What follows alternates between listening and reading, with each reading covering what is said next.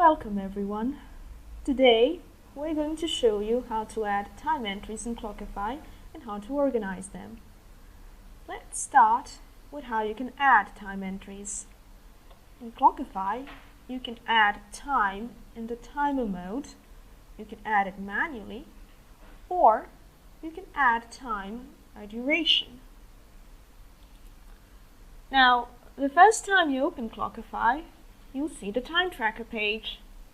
This is where you and your team track and review time. You'll notice that the timer mode is your default mode. Currently, our list of time entries is empty, so let's add our first time entry. First, we'll type what we're working on, and then start the timer.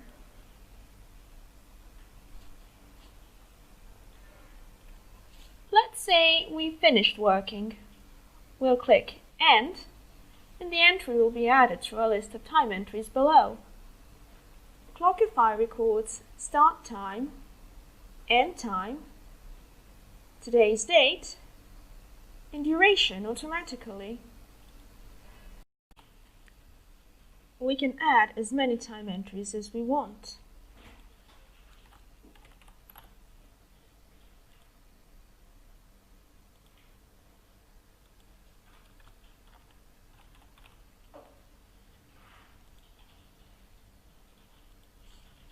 If we're not satisfied with something, we can easily edit the time entry. Let's change the description.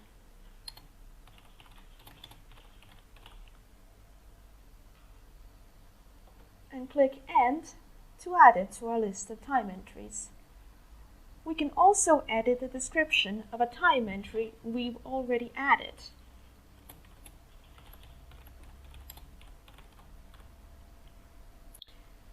If we want to delete a time entry, we can do it here. Now, let's say we want to continue working on our task. Instead of having to type and set up everything again, we can just click the play icon and the timer will start ticking again.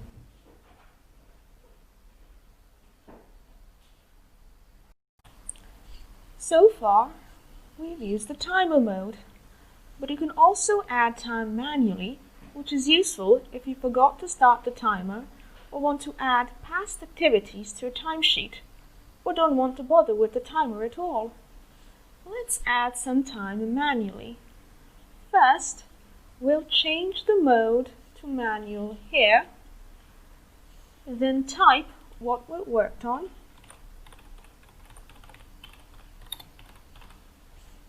specify the date, specify the start time, specify the end time, and click Add. You can also add time by duration. Just switch to timer mode, enter duration here, and click Start, which will add the time just like in the manual mode. You can also enter duration in decimal format, and Clockify will convert it to a clock format. You'll notice that when you type a number lower than 60 in decimal format, for example 5, the duration added will be shown in minutes. So you've just added 5 minutes. Also, when you type a number higher than 60 in decimal format, for example 75, the duration added will be shown in hours and minutes. So you just added 1 hour and 15 minutes. As a third option, in adding time by duration, you can simply add a whole number and Clockify will automatically convert it to clock format. Here we have the timesheet. Once you enable it, you'll get a new item in the sidebar. In the timesheet, you can see all the time you tracked in a week in a classic timesheet view. Timesheet is very useful for companies where employees manually enter how much time they've spent on activities at the end of the day. For example, I can select a project and task here, add a new row, and select a different task. Now I can enter 1.5 here and 2.0 here to indicate I worked an hour and a half on one task and 2 hours on the other. Tomorrow I can just enter new values for that day. This makes time entering very quick and easy.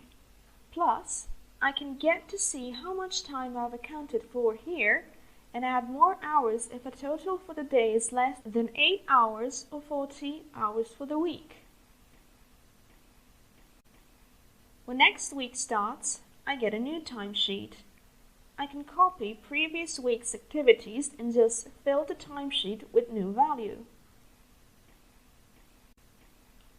Now, if there are some projects and tasks I work on every week, I can save them as a template, go to next week and just apply the template to get all the activities ready to be filled out. In case you have a lot of activities, you can change to compact view here. All time entered in the timesheet will also be displayed in the time tracker and vice versa, so users can choose how they want to track time. Note that enabling timesheet will force required field for projects, meaning each time entry will have to have a project before it can be added. In case you have entries without a project, they won't be displayed in the timesheet, but you'll get a message on how to fix them.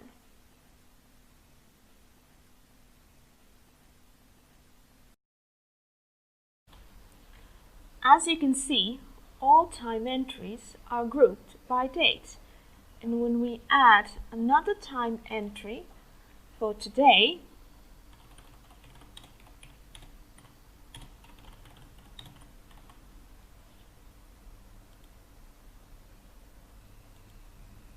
it appears under today's header. Also, notice how the header shows the total tracked time for that day. This is useful to know if you have a daily work limit and want to know how much you worked that day.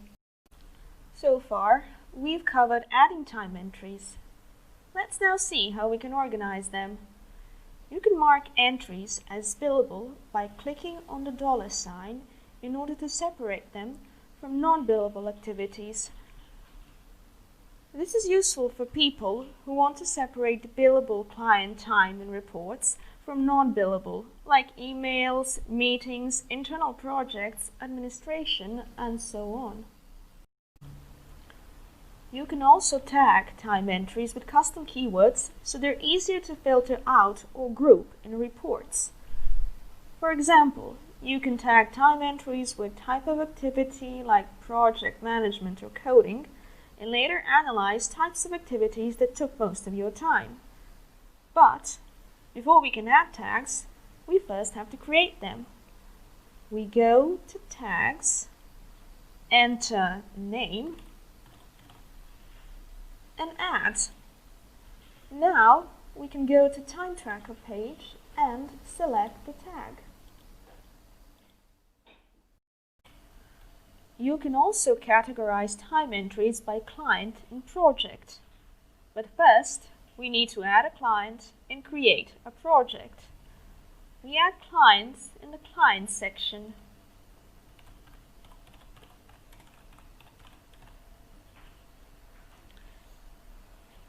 And then go to Projects to create a new project.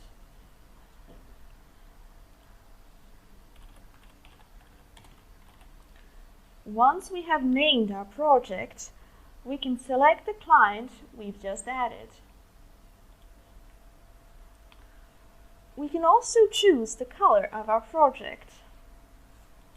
This color coding is useful when we're dealing with multiple projects at a time, as we can easily recognize what activity is linked with what project on the time tracker page, because the project's names differ in color.